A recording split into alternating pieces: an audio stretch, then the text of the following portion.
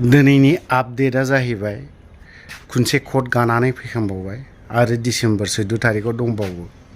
ना जेबो गैया आपडेटआ ओमफ्राय बिटिआर सरखार बिटिआर सरखार नोंसोरनि गोजोन गोरोबथा प्रमद बर'नि गोजोन गोरोबथा केसालानो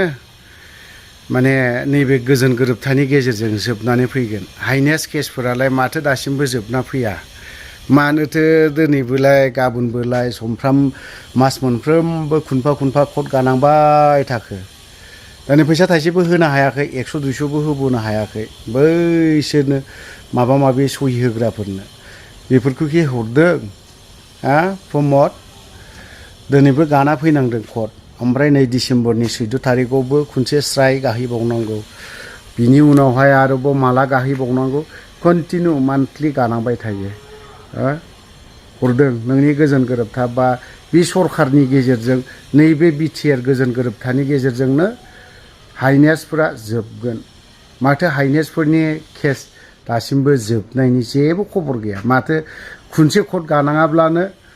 सुमन लेखा फैयो माबोरै जाखो बेफोरनो बिदिनो मानसिया मोनसे धर्जनिबो सिमा थायो न'आव थान्दानो थानो नागिरोब्ला मालाबा सुमन लेखा फैनानै होयोब्ला खर'नि एम्फौफ्रा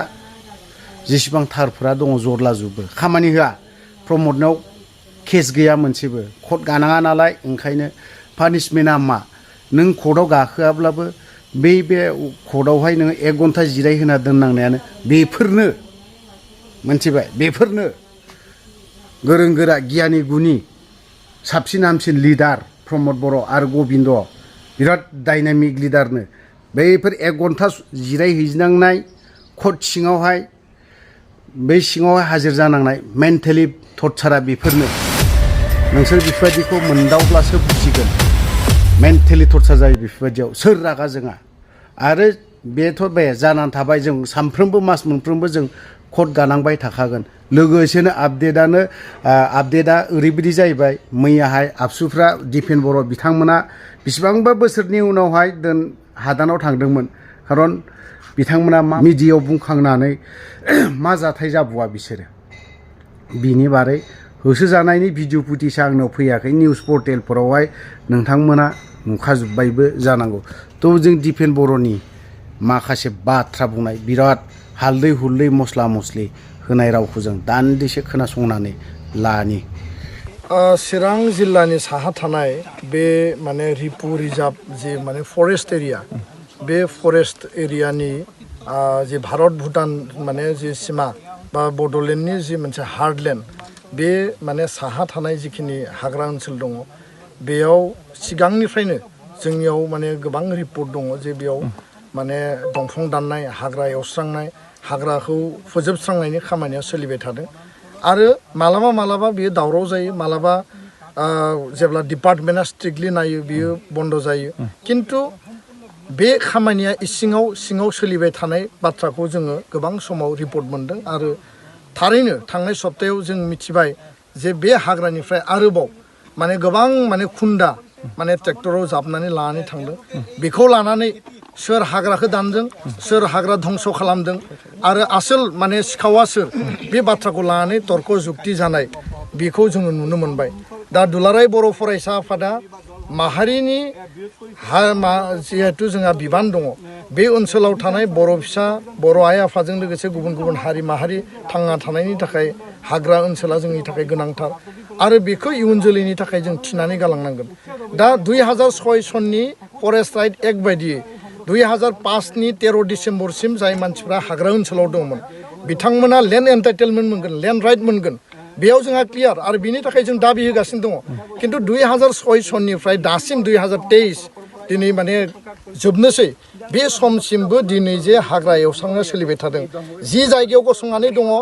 बे जायगाखौ थांनाय बोसोरावसो जोंनि गाहाय नेहाथारि खनेन्द्र बसुमतारी आरो चिरां जिल्लानि टिमा नायफैदोंमोन नायफैनानै नुदोंमोन बेयाव गासैबो दंफां लाइफां दंजोबोमोन माखासे हाग्रा दंफांखौ दाननाय जादोंमोन किन्तु दिनै जों नुबाय बेयाव हाग्रा एवस्रांनाय खेथि मावनाय बेयाव माने अर सुनानै माने फोजोंबाय थानाय बे थासारिफोरा मानो जादों बेथ' मोनसे इलिगेल एनक्रचमेन्ट आरो जोंनि बर' आइ आफा जायफोरा हा गैजायै जायफोरा लेन्डलेस बे मानसिफोरखौबो आं खावलायगोन जे नोंथांमोननि थाखाय सरकारा हा होनायनि थाखाय लेन्ड मेला बा नोङो माने बैसुमुथि मिशन खालामदों आरो जायफोर हा गैजाया जायफोर न' माने दैजों खुरखा जाबाय बारहुंखायाव सिलिंखार जाबाय बायदिसिना कारनाव लेन्डलेस जाबाय बिथांमोननि थाखाय बिटिआर सरकारा हा होगोन होनायनि खामानिखौ मावगासिनो दङ साननैसो माने सिगां आङो पर्बतजरायाव थांदों पर्बतजरानि रायजो राजाफोरा बुंदों जे इलिगेल एनक्रचमेन्टआ गुबुनारिनिया बारा जाबाय दा बेखायनो पर्बतजरायाव जुदि बर' मानसि हा गैजायै दङब्ला जों बेखौ बजबनो थाखाय रेडि दा बेबादि इसेबां मोनसे सुबिदा थासेयावबो मा कारनाव बबे कारनाव दिनैनि समावबो बे रिपु रिजार्भ ओनसोलखौ एवस्रांनानै धंस' खालामनायनि खामानिखौ मावदों दा बेखायनो चिरां जिल्ला एबसु माने टेनदुवार दखरा एबसु सान्तिपुर इउनिट कमिटि मिरु आफादजों जयै नायनो फैदों सरजमिन तदन्त खालामनो फैदों फेक्ट फाइन्डिं खालामनो फैदों आसलते हाग्राखौ सोर दानदों मानो दानदों धंस' खालामनायनि एजेन्डाया मा आरो बेयाव सोरनि माने षड़यन्त्रआ सोरनि कनस्पिरेसिया सोर सिखाव सोर माने दंफां सुरां माने खामानि मावग्राफ्रा दिनै मावगासिनो दङ दुलाराय बर' फरायसा आफादनिफ्राय जोङो स्ट्रंलि जोङो बुंदों जे दंफां दाननाया बन्द जानांगौ हाग्रा एवस्रांनाया बन्द जानांगौ हाग्रायाव एनक्रच खालामनाया बन्द जानांगौ बेखौ कुनु कारनाव सैज' खालामनाय जानाय नङा आरो बिनि थाखाय गोनां जायोबा दुलाराय बर' फरायसा आफादा 500 जन भलन्टियार दोननानै बे हाग्रा ओनसोलखौ नेनायनि खामानिखौ जों मावनो बाध्य जागोन आरो बे जायगानिफ्राय आसामनि गिबि मन्त्रि डक्टर हिमन्त बिश्व शर्माखौ खावलायदों बिटिआरनि मानगोनां चिफ प्रमद बर' बिथांखौ खावलायदों जे फरेस्ट प्रटेक्शननि हाग्रा ओनसोलखौ प्रटेक्शन खालामनायनि खामानिखौ बिथांमोना स्ट्रंलि मावनांगौ कुनु कारनाव कम्प्रमाइज खालामनायनि बाथ्रा गैया कुनु कारनाव बिखौ माने नायनानै थानायनि बाथ्रा गैया आरो रायमना नेशनेल पार्कखौ प्रटेक्शननि सार्थआव जेरैबायदि माने नोङो वेस्ट बेंगल भुटान आरो आसाम आरो बड'लेण्ड बे माने सारिखिमाखौ नायनानै जेरैबायदि रायमना नेशनेल पार्क बे रिजार्भ फरेस्टखौ घोषणा होदोंमोन दिनै मोनसे प्रटेक्शननि बेबस्थायाव थांबाय जों दाबि खालामो चिरां जिल्लानि नैबे रिपु रिजार्भ फरेस्टखौबो रिपु नेशनेल पार्क हिसाबै माने सानजाहा मानास आरो सोनाबहा माने रायमना बे गोलाव ओनसोलखौ माने क'क्राझार आरो चिरां दाजाबनानै रिपु नेशनेल पार्क डिक्लेयार खालामनो थाखाय भारत सरकार आसाम सरकारनो जों दाबि दैखांबाय आरो बिनि थाखाय स्पेसियेल जों मेम'रेन्डाम बानायगोन कारन जिकुनु बिनिमयाव बे हाया प्रटेक्शन जानांगोन बे हाग्राया प्रटेक्शन जानांगोन आरो बेयाव सोरनिबा माने दालाल खालामनाय सोरबा सुरां सिखारि सिखाव खावनानै दंफां दाननाय हाग्रा दंस' खालामनाय बे सोलिनाय नङा कारन जोंनि इयुन जोलैया थांना थानांगोन आरो थांना थानांगोन बा बेयावनो थांना थानांगोन आरो बे जायगाखौ बासायनांगोन हाग्राखौ दानजोबना लायोब्ला खरां जायोब्ला दैबाना जायोब्ला बारहुंखा फैयोब्ला आरो बेयाव माने हा खुरखानाय जायोब्ला जों बहा थांनानै थागोन जोंनि ओनसोलाव जुदि हाग्रा गैयाब्ला दिनै गुवाहाटिया पलिउसनजों थानो हायाखै दिल्लीया पलिउसनजों थानो हायाखै मोनसे समाव बे जायगाया मा जागोन बे माने बिनि जि माने वाटार लेभेल दिनै माने 20 फुट 30 फुटाव जों बेयाव दै मोना बिनि थाखाय 400-500 फुट बरिं खालामनांगोन सोरनियाव 10-20 लाख थाखा दङ जे बेयाव बरिं खालामनानै जों दै मोनलोंगोन बे बाथ्राफ्रा जोंनि थाखाय बिराद साननो गोनां दा बेखायनो जों खावलायदों दुखु मोनदों दिनै आंनि गोसोआ जोंनि एबसुनि गोसोआ दिनै गाबनो ओंखारदों जे बे जायगायाव फैनानै जों मा नुफैखो बे बाथ्राखौ जोङो 1995 आव नुदोंमोन 90 समाव नुदोंमोन बे थासारिया आलादामोन आन्दलन दङमोन माखासे परिबेस दङमोन बे समाव हाबबाय किन्तु दिनैबो जे बेबायदि जुदि हाग्राखौ फोजोबस्रांनाया जायोब्ला